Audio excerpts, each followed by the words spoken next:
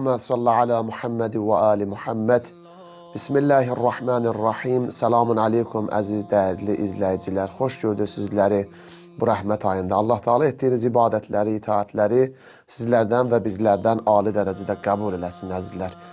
Ramazan ayının son ləhzələrinə gəlib yetişmişik. Allah Teala bu ayda etdiyimiz ibadətləri bizim əməl dəftərimizə qeyd eləsin inşallah. Bu ayda bilmədik hansı işləri çox gördük, yaxşı işlərmi ya pis işlərmi? İnşallah ki, yaxşı işləri çox etmişik, Allahın layiqli və gözəl bəndələrindən olarıq. Əzizlər, bugünkü mövzumuz bundan ibarətdir ki, bəzən insan çox ümidsiz olur.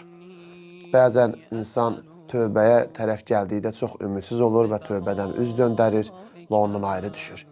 O ki, Allahın rəhmətindən naümid olmaq, bu müsəlmana yaraşmaz. Gərək insan hər bir halda gərək Allahdan naümid olmasın. Həmişə ümidini mutal Allaha bağlasın. Quran-ı Kərimdə əzizlər, bu bir dənə ayə var ki, insana həqiqətən bu ayə ümid verir ki, biz bu ayələ bizim qəlblərimiz fərəhlənir. Quran-ı Kərimdə Allah Teala Zümər surəsinin 53-cü ayəsində buyurur. Bismillahirrahmanirrahim. Qul ya ibadiyəllezine əsrafu ala anfusihim la taqnatu min rahmetillah. İnnallaha yaghfiru zunuba cemi'a. İnnehu huvel gafurur rahim. De, ey mənim günah vasitəsilə özlərinə zülm etməkdə həddi aşan bəndələri. Allahın rəhmətindən ümidinizi kəsməyin.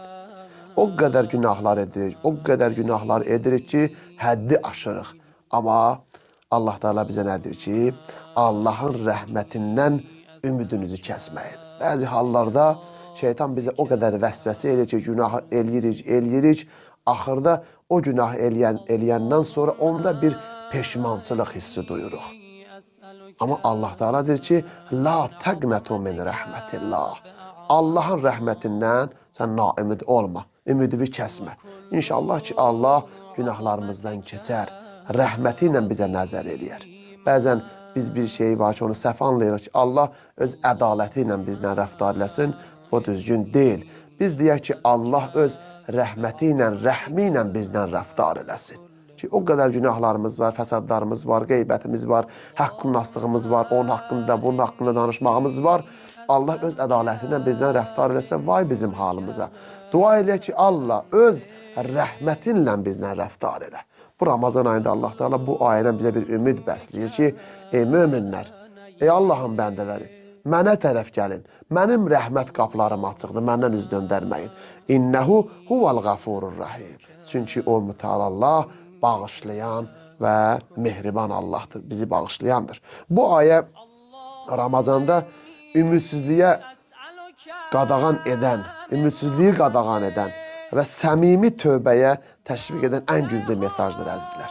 Bəzən insanlar o qədər qəlblərimiz kövrək olur ki, tövbəni biz belə unuduruq. Tövbə etməyə belə halımız olmur. Şeytan bizi o qədər vəsvəsə edir. Amma biz gərək Allahın rəhmətindən naimid olmayaq. Hər vaxt, hər dəqiqə biz Allaha tərəf getsək, Allah mütəal bizdən hər nəyimiz var bizdən qəbul eləyər. Bizim rəhmətimizi, mərifətimizi bizdən qəbul eləyər ki, bu insan mənim qapıma üst tutub gəlib. Mən öz qapımdan heç bir bəndəni qonmaram. Ona görə bu ki, qul ya ibadiyəllezine əsrafu ala anfusihim. Onlar ki, o qədər günah ediblər, öz nəfslərinin müqabilində çox günah ediblər. Onlar nə ediblər? O israf ediblər, keçiblər o günahlarını. Amma Allah Teala deyir ki, Allahın rəhmətindən ümidinizi kəsməyin. Biz mutal Allah qarşısında gələk ümidimizi biz kəsməyik. Alimlər deyirlər ki, Quranda ən ümid verici ayələrdən biri məhz bu ayədir ki, bizim qəlblərimiz bu ayəni eşidəndə çox rahat olur. Allah burada günah edən insanları belə bəndələrim deyə çağırır. Bax, bəndələrim. Qul ya ibadiyəllezine. Allah o bəndə ki, günah eləyib, o bəndəni öz bəndəsi kimi çağırır. Yenə bizə baxın, Allah bizə öz rəhmaniyyət sifəti ilə baxır ki, bəndəsinə bəndə deyir Allah. O günah eləyən bəndə, istehza eləyən bəndə, Allahı qəzəbə gətirən bəndəsinə bəndəm deyir mütəal Allah. Allah bu qədər rəuf və mehribandır. Allah burada günah edən insanları belə bəndələrim deyə çağırır. Bu isə göstərir ki, insan nə qədər günah etsə də Allah onu öz bəndəsi kimi görür. Yəni öz bəndəsindən qeyri bir şəxs kimi görmür. Bu ayənin bizə əzizlər 3 mesajı var ki, bu 3 dənə mərhələyə diqqət edək. Birincisi budur ki, Allahın rəhməti günahdan böyükdür. Mən çox günah etmişəm, amma Allah buyurur ki, bütün günahları bağışlayaram.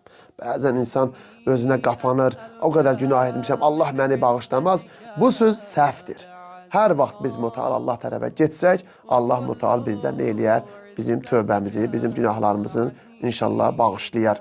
Ki, birinci budur ki, ikincisi budur ki, ümidsizlik şeytanın yoludur. Yəni bizim qəlbimizi ümidsizliyə sürükləyən həmin o şeytanın özüdür ki, şeytan istəyir ki, insan ümidsiz olsun. Çünki ümidsiz insan artıq tövbə etmir. Hər bir şeydən ümidini kəsir. Allah məni bağışlamaz.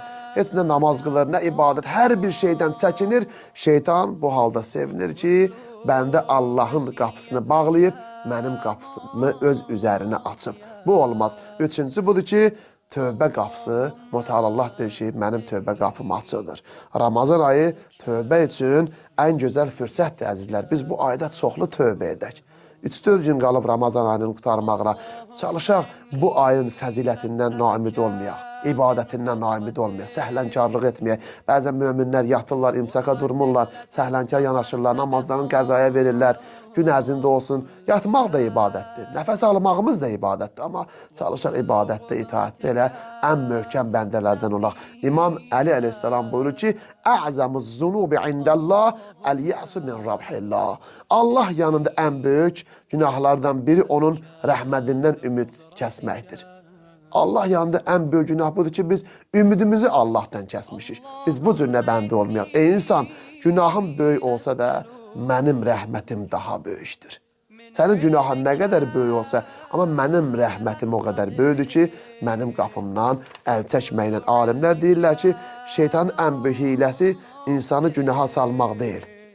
İnsanı Allahın rəhmətindən ümidsiz etməkdir. Çünki insan ümidini itirsə, o artıq heç vaxt eləyər, tövbə etməz. Necə ki, Əmir əl-Müminin buyurur ki, kim Allahın rəhmətinə ümid bəsləyərsə, heç vaxt ümidsiz olmaz. Odur ki, biz Allahın layiqli və mərifətli və ümid edən bəndələrindən olaq inşallah. Ümidimiz budur ki, o qədər günahlar etmişik zahirdə və batində. İnşallah ki, Allah bizdən o günahlarımızı silib aradan aparar, öz rəhmi ilə bizlə rəftar eləyər. Allahdan dua eləyək ki, bu Ramazan ayında bizi həqiqi mütəal Allaha ümid bağlayan bəndələrindən qərar versin. Vəssalamu aleykum və rəhmətullahi və barakatuh.